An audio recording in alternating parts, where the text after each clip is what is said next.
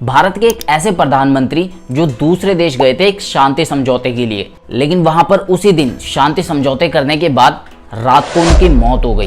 वैसे ऑफिशियली तो ये बताया जाता है कि उनकी डेथ हुई थी हार्ट अटैक आने की वजह से, लेकिन बाद में काफी सारी चीजें ऐसी निकल कर आती हैं जो किसी और ही तरफ इशारा करती हैं, और इससे सभी के मन में एक शक पैदा होता है कि सचमुच उनकी मौत हार्ट अटैक की वजह से हुई थी या फिर उसका कोई और कारण था।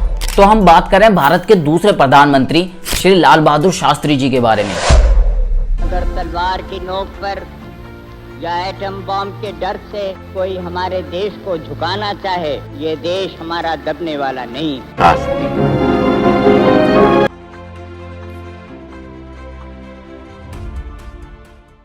शास्त्री जी महात्मा गांधी से काफी ज्यादा इंस्पायर थे और वो उन्हें अपना गुरु मानते थे, और उनका जन्मदिन भी गांधी जी के जन्मदिन पर ही आता था। शास्त्री जी सिर्फ 18 महीनों के लिए ही प्रधानमंत्री बने, लेकिन इस पूरे कार्यकाल में शास्त्री जी ने काफी सारी ऐसी चीजें करी जिनसे देश आगे बढ़ा। शास्त्री जी ने व्हाइट रेवोल्यूशन को काफी ज्यादा सपोर्ट किया, यानी कि मिल्क की प्रोडक्शन को बढ़ाने में काफी मदद की। उन्होंने अमूल कोऑपरेटिव को सपोर्ट किया। साथ ही शास्त्री जी ने ग्रीन रेवोल्यूशन को भी सपोर्ट और प्रमोट किया, और जिसकी वजह से हरियाणा, पंजाब और उत्तर प्रदेश में फूड की प्रोडक्शन काफी ज्यादा बढ़ी। शास्त्री जी ने उस समय एक नारा भी दिया था, जय जवान जय किसान, जो कि काफी ज्यादा पॉपुलर हुआ था। 27 मई 1964 को भारत के प्रथम प्रधानमंत्री पंडित जवाहरलाल नेहरू जी का निधन हो जाता है, और उसके बाद 9 जून 1964 को भारत के नए प्रधानमंत्री लाल बहादुर शास्त्री जी को चुना जाता है। 1964 में जब शास्त्री जी भारत के दूसरे प्रधानमंत्री बने तो उनकी एक बार मुलाकात होती है पाकिस्तान के उस समय के राष्ट्रपति से, जिसका नाम था अयूब खान। और उस मीटिंग में अयूब खान शास्त्री जी की सिंप्लिसिटी को देखकर थोड़ा अंडर एस्टिमेट कर लेता है और सोचता है कि एक यही सही समय है जिस समय वो कश्मीर पर अपना कब्जा कर सकते हैं। और फिर पाकिस्तान इसी आइडिया को लेकर अपनी एक नई रणनीति तैयार करता है, जिसमें अगस्त 1965 में पाकिस्तान भारत के ऊपर हमला कर देता है कश्मीर की तरफ से, और पाकिस्तानी सैनिक कश्मीर की तरफ से आगे बढ़ते हैं। लेकिन उस समय जो पाकिस्तान ने शास्त्री जी का आकलन किया वो गलत साबित हुआ, और शास्त्री जी ने भारतीय सैनिकों को पंजाब की तरफ से आगे बढ़ने का आदेश दिया, और इस तरीके से इंडिया पाकिस्तान वॉर 1965 शुरू हुई। भारतीय सैनिक पंजाब की बॉर्डर को पार करके भी लाहौर तक पहुंच गए थे, और उन्होंने ऑलमोस्ट लाहौर को कब्जा कर लिया था। लेकिन उस समय यूनाइटेड नेशन बीच में आ जाते हैं और इस लड़ाई को रोकने के लिए कहते हैं, और उसके बाद ये लड़ाई रुक जाती है। वो समय कोल्ड वॉर का समय था, यानी कि यूएसएसआर और यूएसए दोनों के बीच में कंपटीशन था कि कौन पूरी दुनिया का लीडर है, और दोनों ही देश पूरी दुनिया में ये साबित करना चाह रहे थे कि वो इस पूरी दुनिया के लीडर है और मोस्ट पावरफुल है। तो इस चीज को देखते हुए यूएसएसआर ने ये सोचा कि क्यों ना यूएसएसआर भारत और पाकिस्तान दोनों के बीच में एक समझौता करवा दे, जिससे कि पूरी दुनिया में ये संदेश जाएगा कि यूएसएसआर भी समझौता करवा सकता है। और इसको देखते हुए कोसी जी ने भारत के प्राइम मिनिस्टर और पाकिस्तान के प्रेसिडेंट अयूब खान को दोनों को इनवाइट किया तेशकांत में आने के लिए, और वहां पर एक शांति समझौता करने के लिए। तेशकांत आज उज्बेकिस्तान में पड़ता है, लेकिन पहले ये यूएसएसआर में हुआ करता था। और फिर शास्त्री जी 3 जनवरी 1966 को निकल जाते हैं तेशकांत के लिए, और जब वो तेशकांत जाते हैं तो वो साथ में अपना पर्सनल स्टाफ लेके जाते हैं, और उस स्टाफ में उनके एक पर्सनल डॉक्टर थे आर्यन चग, जो कि उनकी हेल्थ को रेगुलर देखा करते थे, और उस स्टाफ में उनका एक पर्सनल कुक भी था जिसका नाम रामनाथ था।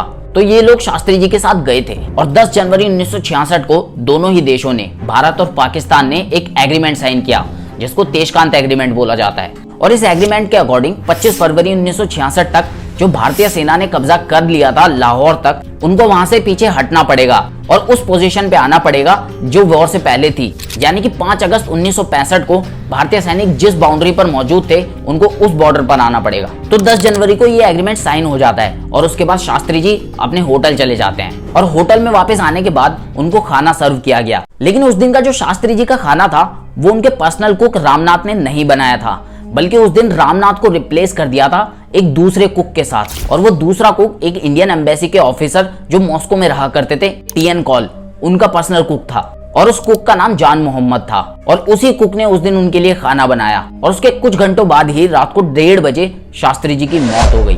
और ये खबर सुन के सबसे पहले जो शास्त्री जी के डॉक्टर थे वो और शास्त्री जी के कुक, वो दोनों सबसे पहले उनके रूम में पहुंचते हैं, और वहां जाकर वो देखते हैं कि शास्त्री जी को सांस लेने में प्रॉब्लम हो रही थी। और फिर जल्दी से यूएसएसआर की एक डॉक्टर्स की टीम को बुलाया जाता है। वो थोड़ा इन्वेस्टिगेट करती है और बताती है कि इनकी डेथ हार्ट अटैक की वजह से हुई है। ये कहा जाता है कि शास्त्री जी को हार्ट से रिलेटेड इश्यूज थे। 1959 में उनको हार्ट से रिलेटेड प्रॉब्लम हुई थी, और यही चीज सोचकर सबको ये लगा कि उनकी डेथ हार्ट अटैक की वजह से हुई है। और फिर उसके बाद शास्त्री जी की बॉडी को भारत लाया गया और उनकी फैमिली को सौंप दिया गया। जब शास्त्री जी की वाइफ ने ललिता शास्त्री जी ने उनकी बॉडी को देखा तो देखा उनकी बॉडी पे काफी इंजरीज के निशान थे, काफी कट थे जो उनकी बॉडी पे लगे हुए थे और साथ ही उनकी बॉडी पे काफी नीले निशान भी थे जो कि उनके एब्डोमिनल, उनके गर्दन और उनके बैक पे थे। उनकी बॉडी नीली पड़ी हुई थी और साथ ही कई जगह उनके कपड़ों पर खून के निशान भी थे।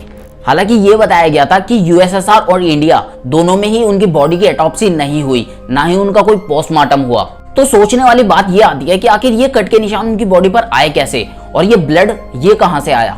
और इस चीज को देखकर उनकी वाइफ ने साफ कह दिया कि ये कोई हार्ट अटैक की वजह से डेथ नहीं हुई है, बल्कि उनको जहर दिया गया है और ये एक मर्डर है। और उस समय शास्त्री जी की फैमिली ने ये डिमांड की कि शास्त्री जी की बॉडी का पोस्टमार्टम होना चाहिए और उनके डेथ के पीछे की इन्वेस्टिगेशन होनी चाहिए, लेकिन उनकी बात को नहीं सुना गया। और ऐसे उसके बाद फिर भारत की एक नई प्रधानमंत्री बनती है इंदिरा गांधी। इंदिरा गांधी सत्ता में आ जाती है और गवर्नमेंट फॉर्म करती है। शास्त्री जी की मौत के कुछ साल बीत जाने पर 1970 में शास्त्री जी की वाइफ गवर्नमेंट से ये डिमांड करती है कि शास्त्री जी की डेथ के पीछे एक इन्वेस्टिगेशन होनी चाहिए कि आखिर क्या हुआ था उस रात को जिस समय शास्त्री जी की मौत हुई। लेकिन उसके बाद भी उनकी कोई सुनवाई नहीं होती और इसी तरीके से समय बीतता जाता है और उनकी किसी भी तरीके की सुनवाई नहीं होती। लेकिन 1977 में इमरजेंसी के बाद जब इंदिरा गांधी हार जाती हैं और देश में दूसरी नई सरकार आती है मोरारजी देसाई की, तब वो शास्त्री जी की डेथ को इन्वेस्टिगेट करने के लिए एक कमेटी बिठाती है जिसको राजनारायण कमेटी भी कहा जाता है। और इसके बाद वो कमेटी अपनी इन्वेस्टिगेशन कर रही होती है और इस इन्वेस्टिगेशन के शुरू होते ही वो कमेटी सबसे पहले अपने सामने वो दो लोगों को बुलाती है पूछताछ करने के लिए जो उस समय शास्त्री जी के साथ थे, यानी कि शास्त्री जी के पर्सनल डॉक्टर और उनके कुक। लेकिन दोस्तों इसके बाद जो हुआ वो सुनकर आपके होश उड़ जाएंगे। उसके बाद शास्त्री जी के डॉक्टर आर्यन चग अपनी गाड़ी में अपनी फैमिली के साथ कमेटी के पास ही जा रहे होते हैं, लेकिन रास्ते में उनका ट्रक के साथ एक बहुत भयंकर एक्सीडेंट हो जाता है जिसमें उनकी और उनकी पूरी फैमिली की मृत्यु हो जाती है। और उसके बाद जो शास्त्री जी के कुक थे रामनाथ, वो कमेटी के पास जा रहे होते हैं, लेकिन उनको भी एक बस टक्कर मार जाती है और उनकी पूरी तरीके से मेमोरी लॉस हो जाती है, उनको कुछ भी याद नहीं रहता और फिर ये इन्वेस्टिगेशन भी बंद हो जाती है। और फिर यही इंसिडेंट सभी के मन में और भी ज्यादा शक पैदा कर देता है कि आखिर शास्त्री जी की मौत हार्ट अटैक की वजह से हुई थी या उनको जहर दिया गया था। और फिर इसके बाद काफी ज्यादा समय बीत गया, लेकिन 2009 में एक पर्सन ने आरटीआई फाइल की और उस आरटीआई में शास्त्री जी की डेथ के रिलेटेड जितने भी डॉक्यूमेंट्स थे उनको पब्लिक की जाने की मांग की। लेकिन फिर पीएमओ यानी कि प्राइम मिनिस्टर ऑफिस की तरफ से ये जवाब आया कि उनके पास सिर्फ 2 ही ऐसे डॉक्यूमेंट्स हैं और उन डॉक्यूमेंट्स को वो पब्लिक नहीं कर सकते। अगर वो उनको पब्लिक करेंगे तो उनके रिलेशन दूसरी किसी कंट्री के साथ खराब हो सकते हैं। तो यहाँ सोचने वाली बात यह है कि आखिर ऐसा क्या था उन डॉक्यूमेंट्स में जो उन्होंने पब्लिक नहीं किए, और ऐसा कौन सा देश है कि इन डॉक्यूमेंट्स को पब्लिक करने की वजह से उस देश के साथ रिलेशन खराब होंगी। और ये चीज और भी ज्यादा सवाल खड़े कर देती है। तो आज भी लोगों को नहीं पता कि आखिर शास्त्री जी की मौत कैसे हुई। जो ऑफिशियली दिखाते हैं कि उनकी मौत हार्ट अटैक की वजह से हुई, उस पर कोई भी विश्वास नहीं करना चाहता। और इसी चीज को लेके काफी सारी थ्योरीज भी बनती हैं जो एक्सप्लेन करती हैं इनकी मौत को। सबसे पहली थ्योरी तो ये थी कि शास्त्री जी नेताजी सुभाष चंद्र बोस को काफी ज्यादा पसंद किया करते थे और जिस तरीके से नेताजी की डेथ हुई थी वो भी एक रहस्य था। उसके भी कोई रीजंस नहीं थे जो प्रॉपर्ली एक्सप्लेन करे उनके डेथ के इंसिडेंट को। और इसी वजह से शास्त्री जी ये चाहते थे कि नेताजी की डेथ के ऊपर भी एक इन्वेस्टिगेशन टीम बिठाई जाए जो इन्वेस्टिगेट करे कि आखिर सच में उनकी डेथ हुई कैसे। तो लोगों का मानना है कि इस वजह से शास्त्री जी की हत्या करवा दी गई। यानी कि कुछ लोग तो ऐसे थे जिनको नेताजी की डेथ के ऊपर होने वाली इन्वेस्टिगेशन से प्रॉब्लम थी। वो नहीं चाहते थे कि नेताजी की डेथ के पीछे की इन्वेस्टिगेशन हो और उसके पीछे के काफी सारे राज सामने आए, और इसी वजह से उन्होंने शास्त्री जी को भी मार डाला। और दूसरी थ्योरी ये कहती है कि अमेरिका की intelligence agency CIA Shastri ji की मौत के पीछे इसका ही हाथ है। और ये थ्योरी कोई ऐसे ही नहीं बनाई गई, बल्कि प्रॉपर इसके डॉक्यूमेंटेशंस प्रेजेंट है। 2013 में यूएसए के एक जर्नलिस्ट डगलस ने यह दावा किया कि 1993 में उन्होंने एक CIA एजेंट रॉबर्ट क्रोली का इंटरव्यू किया था और उस इंटरव्यू में क्रोली ने यह बताया था कि इंडिया के प्राइम मिनिस्टर लाल बहादुर शास्त्री और इंडिया के न्यूक्लियर साइंटिस्ट होमी भाभा, इनकी डेथ के पीछे CIA का हाथ है। और अमेरिका ने उस समय उनकी डेथ इसलिए करवाई क्योंकि उस समय भारत अपना एक न्यूक्लियर टेस्ट करने वाला था और लाल बहादुर शास्त्री जी भी उस चीज को काफी ज्यादा प्रमोट कर रहे थे। और अगर भारत अपना न्यूक्लियर टेस्ट कर लेता तो वो काफी ज्यादा आगे निकल जाता, और इसी वजह से अमेरिका ने इन दोनों की हत्या करवा दी। हालांकि आज भी ये पता नहीं है कि आखिर सच में क्या रीजन था उनकी डेथ के पीछे का, लेकिन उस पूरी कॉन्स्पिरेसी में काफी ऐसे सवाल खड़े होते हैं जो सच में किसी और ही तरफ इशारा करते हैं। जैसे कि सबसे पहले तो शास्त्री जी की बॉडी का पोस्टमार्टम क्यों नहीं हुआ, ना ही यूएसएसआर में और ना ही भारत आने के बाद क्यों उनका पोस्टमार्टम नहीं करवाया गया। अगर उनकी बॉडी का पोस्टमार्टम हो जाता तो ऐसा क्या राज निकलता।